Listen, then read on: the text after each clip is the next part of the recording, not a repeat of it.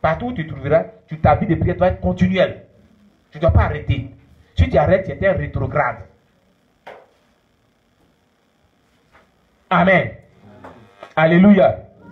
Est-ce que vous comprenez cela? Un chrétien ou un homme de Dieu qui ne peut plus faire de l'évangélisation personnelle, n'est-il pas un rétrograde? Tu évangélisais avant, tu partais, tu gagnais les âmes. Arrivé ce moment, tu n'évangélises plus. Mais tu as rétrogradé. Le ciel ne te considère plus comme un chrétien. Tu es un rétrograde. Donc, vous qui évangélisez au départ, vous n'évangélisez plus. Vous êtes des rétrogrades. Et puis vous dites que moi je ne suis pas rétrograde, je vais à l'église. Alors que tu es rétrograde. Est-ce que tu continues de faire ce que tu faisais? Amen. Amen. Donc tu penses que tu es chrétien, mais tu n'es plus chrétien, tu n'es pas chrétien. Dieu t'a appelé à évangéliser. Au départ là, tu étais zélé. Ton zèle était tellement puissant. Tu gagnais les âmes, tu sortais pour parler de Dieu. Tu sortais pour proclamer. Mais du coup, qu'est-ce qui est arrivé? Puis ça s'est arrêté. Pourquoi tu n'es plus inspiré à évangéliser? Pourquoi tu as arrêté l'évangélisation? Pourquoi tu ne gagnes plus les âmes à Jésus-Christ? Tu as rétrogradé. Le ciel ne te considère plus comme un chrétien. Le ciel te considère comme quelqu'un qui est rétrograde. C'est ce qu'il dit. Il dit c'est ce que le Seigneur lui a dit. Vous comprenez? Vous comprenez? Amen. Ça veut dire que quoi? L'évangélisation, et vous, toutes les personnes qui me suivent en direct là, l'évangélisation que nous faisons là, nous devons continuer toujours à évangéliser jusqu'à ce que Jésus revienne, ou bien jusqu'à ce qu'on quitte la terre. On ne doit pas arrêter d'évangéliser. Amen. Tu ne dois pas arrêter de parler de Dieu aux gens. Tu ne dois pas arrêter d'inviter les gens à Jésus-Christ. Mais tu as arrêté de faire les porte à porte. Tu as arrêté de prêcher l'évangile aux gens. Tu es un rétrograde. Tu penses que toi tu es chrétien comme ça. Il dit que Jésus dit que tu es un rétrograde. Amen, amen. Alléluia. Regardez ce qui va se passer. J'étais une fois dans un véhicule à destination de Lokoja. Je ne prêchais pas, mais j'écoutais un message. Et j'ai entendu, Abraham, tu es maintenant devenu un grand homme de Dieu. Tu es maintenant devenu un grand homme. Pour ne plus pouvoir te lever et annoncer la bonne nouvelle. Je m'étais immédiatement debout et je me mis à prêcher. Ne sachant pas qu'il y avait un homme dans le véhicule qui avait décidé de se suicider à cause de ce qu'il traversait dans sa vie. Regardez, c'est un pasteur qui prêche dans les cars aussi. Donc, il partait à un voyage, et puis il est rentré dans un car, et puis il ne disait rien, il était assis. Et le Saint-Esprit lui dit, Abraham, tu es devenu un grand homme maintenant, donc tu prêches plus. Lève-toi là-bas, tu as prêché. Il s'est levé, il a commencé à annoncer la parole de Dieu. Et il y avait quelqu'un qui était sur le point de se suicider. Ce qu'il a annoncé là, ça a sauvé cette âme. Vous voyez? Donc, toutefois que vous devez annoncer l'évangile aux gens, et que vous n'annoncez pas, c'est ce qu'on avait vu la fois passée. On a vu hier même cela avec Charles Finet, qu'on est des criminels. Il y a les âmes que Dieu veut sauver au travers de nous, et qu'on ne se lève pas pour annoncer la parole de Dieu. Et que ces personnes-là même pu voir en enfer, on est responsable. De même que Dieu a mis sur nos chemins des personnes pour nous amener à la conversion, de même aussi quand on est converti à Jésus, Dieu mettra sur nos chemins des personnes à qui nous allons parler de Dieu et ils seront sauvés pour rentrer au ciel. Mais si nous ne nous mettons pas à évangéliser, comment on va les croiser? Et si les personnes viennent dans le péché, c'est nous qui sommes responsables. Est-ce que quelqu'un m'écoute très bien? Alléluia. Alléluia. L'évangélisation.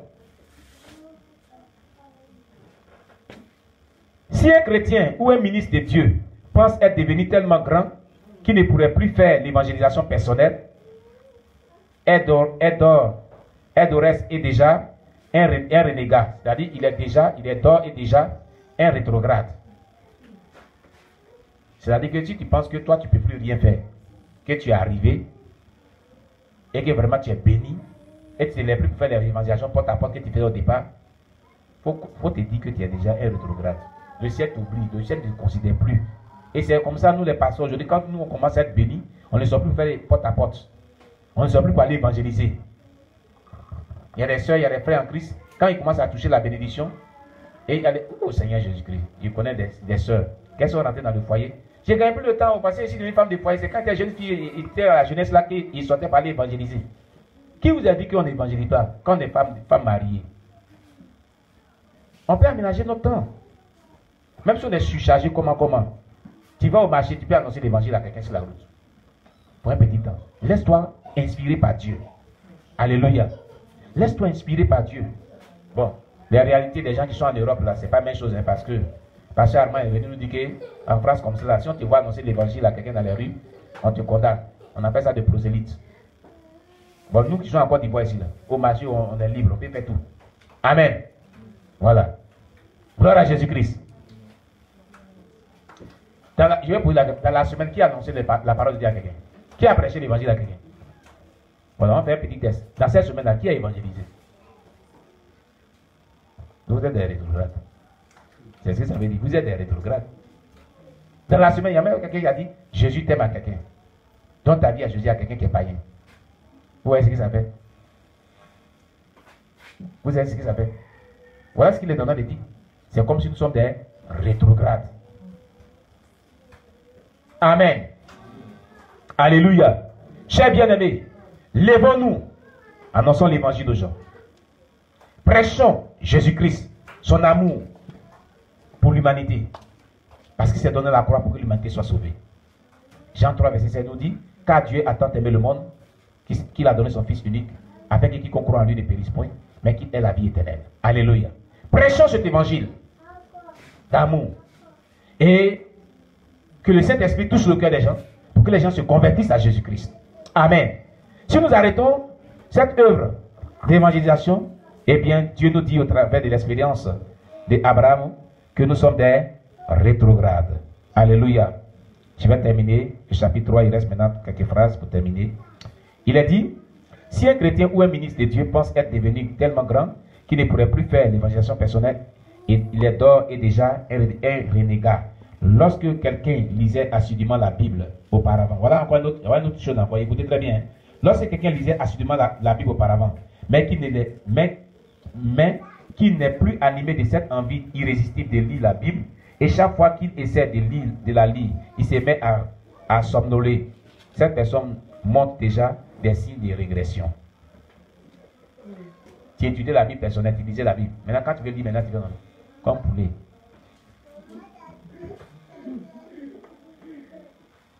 C'est les signes de régression. Tu somnoles. Cette personne pourrait se comporter n'importe comment dans l'église et ne serait disciplinée qu'aucune manière. Il ou elle vit peut-être dans l'infidélité de Dieu ou dans l'immoralité. Vous voyez, la mort spirituelle vient lorsqu'on vit dans l'infidélité et dans l'immoralité. La troisième forme de rétrogradation, pour terminer, dans la foi, consiste en ce que la personne a catégoriquement et obstinément arrêté de venir à l'église et a délibérément cessé de venir dans l'assemblée des frères, selon Hébreux 10, verset 25. La Bible dit, n'abandonnons pas notre assemblée. La personne a abandonné son assemblée. Alléluia. J'ai pris au nom de Jésus-Christ de Nazareth pour tous les renégats, afin que le Dieu qui m'a fait revenir à lui, après mes inconstances, vous fasse aussi revenir au nom de Jésus-Christ de Nazareth. Que Dieu vous bénisse. Prochainement, on va voir le chapitre 4. Amen. Voici ce que nous avons vu aujourd'hui concernant le témoignage d'Abraham Ouakoubou. Plusieurs personnes pensent qu'ils ne sont pas rétrogrades, mais ils sont rétrogrades sans le savoir. Alléluia. Ils sont rétrogrades sans le savoir. Bien-aimé, au vu de ce que tu viens d'entendre. Amen. Au vu de ce que tu viens de comprendre et entendre, qu'est-ce que tu as retenu? Sur quoi Dieu t'a interpellé de manière personnelle? Par rapport à tout ce qu'on vient de voir dans le chapitre 3. Qu'est-ce que Dieu vient de te parler? Alléluia. Qu'est-ce que tu as compris? Oui, le frère Jacques. Voilà, donne-lui le micro. Et puis il vient ici. Ce qu'il a touché, ce qu'il a compris. Il faut donner. Attraper les enfants. Maîtriser les enfants.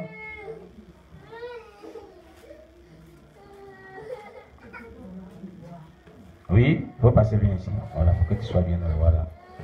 Ok. Le frère Jacques. Moi, beaucoup de points m'ont beaucoup touché. Oui.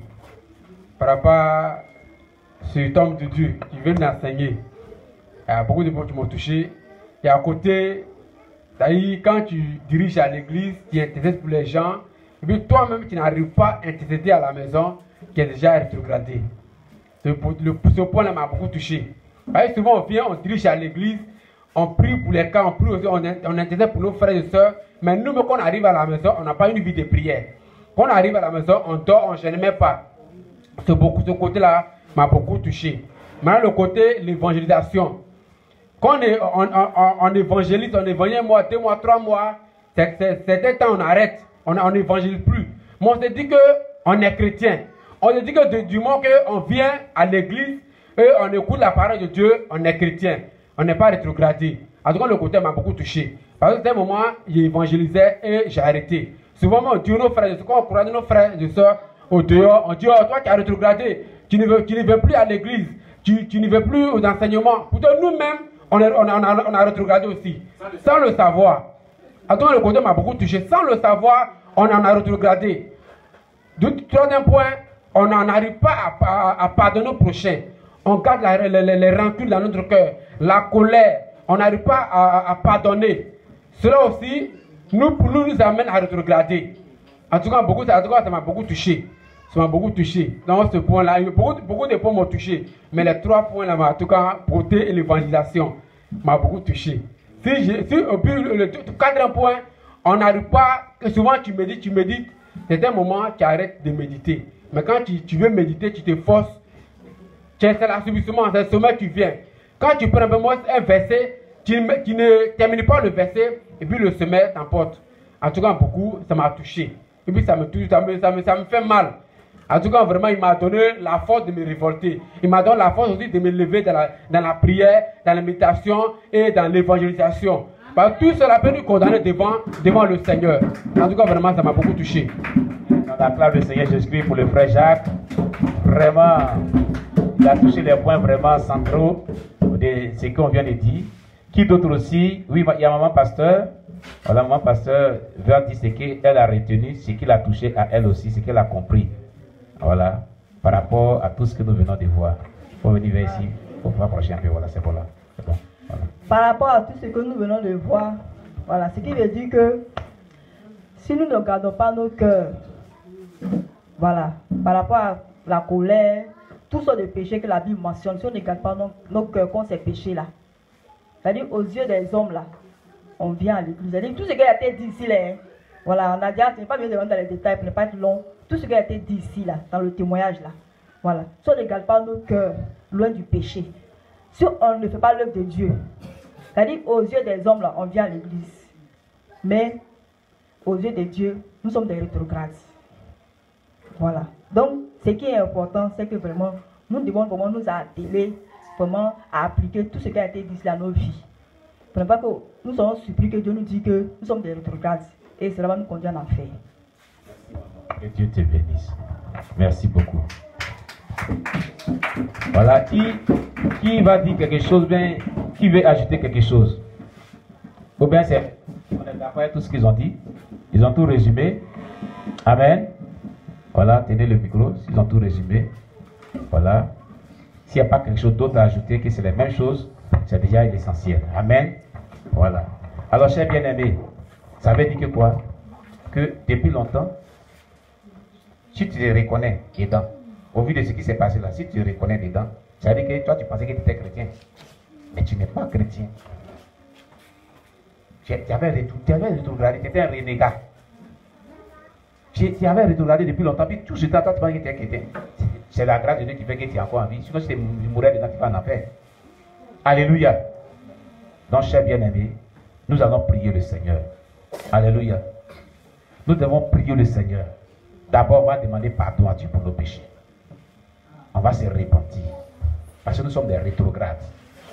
Oui, si tu as vraiment compris ce qu'on vient de dire là, tu es concerné, toi, tout le monde est concerné. Tu vas demander pardon à Dieu. Tu vas te repentir de cette rétrogradation là. Au nom de Jésus, prions le Seigneur notre Dieu. L'Éternel Dieu, nous venons à toi, oh Seigneur, pour te demander pardon pour nos péchés, d'avoir rétrogradé dans l'ignorance, sans le savoir. Nous avons été des rétrogrades. Nous te demandons de nous pardonner. Parce que nos actes nos pensées, notre conduite, nos propos.